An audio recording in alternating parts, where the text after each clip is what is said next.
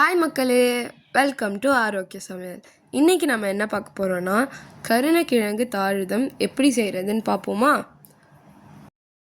கிழங்கு தாளிதம் செய்ய தேவையான பொருட்கள்: பிடி கருணக்கிழங்கு, சின்ன வெங்காயம், கொஞ்சமாக புளி கரைச்ச, பட்டை மிளகா, தேங்காய், கடுகு, சீரகம், அப்புறம் வெல்லம்.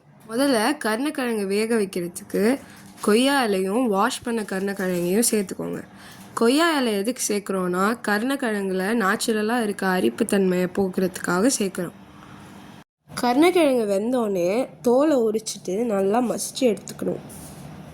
ஒரு கடாயில் நல்லெண்ணெய் கொஞ்சமாக ஊற்றி சூடானோடனே கடுகு, கருவேப்பிலை, பட்டை மிளகா, அப்புறம் சின்ன வெங்காயம் போட்டு நல்லா வதக்கணும்.